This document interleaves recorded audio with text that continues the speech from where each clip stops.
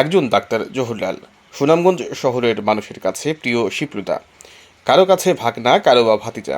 সুনামগঞ্জ জেলা স্টেডিয়ামের এই ক্রিকেটারকে 90 দশকের সবাই চেনে। মেডিকেল কলেজ থেকে এমবিবিএস পাশ করে হয়েছেন চিকিৎসক, হয়েছেন বিসিএস ক্যাডার, হয়েছেন সরকারি ডাক্তার। কিন্তু সুনামগঞ্জের আবাল বৃদ্ধ বনিতা সবার কাছেই প্রিয় হচ্ছে এই শিপ্লুদা।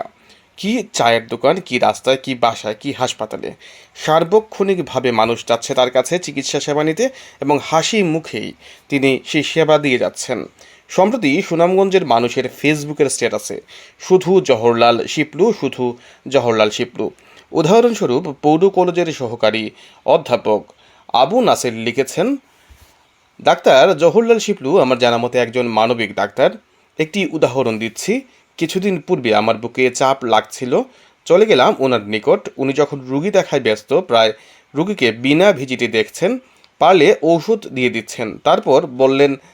তারপর আমার পালা, উনি আমাকে ইসিজি করার জন্য বললেন। ইসিজি রিপোর্ট দেখে বললেন, আপনার একটি ব্লক আছে। চলে গেলাম ঢাকা ইউনাইটেড হাসপাতালে, ডাক্তার মমিনুজ্জামানকে দেখালাম, এনজিওগ্রাম করলাম এবং একটি ব্লক পেলাম। মিলে গেল ডাক্তার শিপলুর সাথে।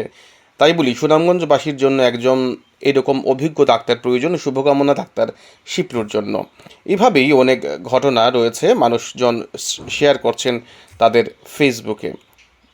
আরেকজন লিখেছেন আনোয়ার আলম, সুনামগঞ্জ জেলা স্বেচ্ছাসেবক দলের যুগ্ম আহ্বায়ক। তিনি লিখেছেন, সুনামগঞ্জের সদর হাসপাতালের দুর্নীতি এইটা বিগত সরকারের আমল থেকেই হয়ে আসছে। এর মধ্যে সবচেয়ে ভালো ডাক্তার হলেন ডাক্তার জওহরলাল। ডাক্তার জওহরলাল স্যারকে যতটুকু চিনি, উনি খুবই ভালো মনের মানুষ। ওনার ব্যবহার খুবই ভালো, রোগীর সাথে আচরণ অত্যন্ত মানবিক। উনি গরিব মানুষের ডাক্তার বললেই চলে। আমাদের সুনামগঞ্জের মানুষের ডাক্তার জওহরলাল স্যার মানবিক ডাক্তার। আমরা ওনার মানবিকতা দেখি, উনি খুবই ভালো। সুনামগঞ্জ ব্যবসায়ী সমিতির সাংগঠনিক সম্পাদক হাবিব আহমেদ লিখেছেন, আমি ব্যক্তিগতভাবে ওনাকে অনেক বড় ডাক্তারের উপরে স্থান দিই, কারণ আমার পরিচিত অনেকের ভরসার স্থল হচ্ছে ডাক্তার জওহরলাল দাস। উনি রুগীকে মন দিয়ে চিকিৎসা করেন, সাথে সাধ্যমতো ওষুধ দিয়ে দেন। টাকার প্রতি ওনার যে কোনো লোভ নেই। ওনার চেম্বারে যারা গিয়েছেন তারা বলতে পারবেন।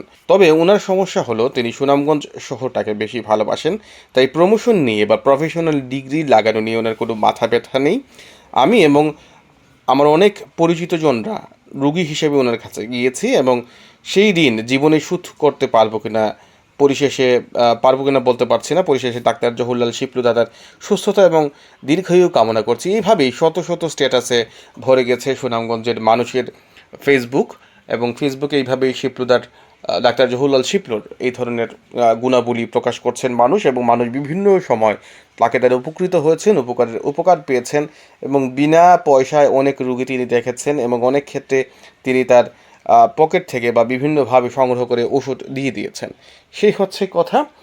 একজন মানবিক ডাক্তার হিসেবে তিনি পরিচিত, এবং সুনামগঞ্জের মানুষ যারা চেনে, যারা এই অঞ্চলে থাকেন, বিশেষত নতুনপাড়া ওই অঞ্চলের বা হাসপাতালের এদিকে, সবাই জানেন যে ডাক্তার জওহরলাল শিপলু কতটুকু মানবিক।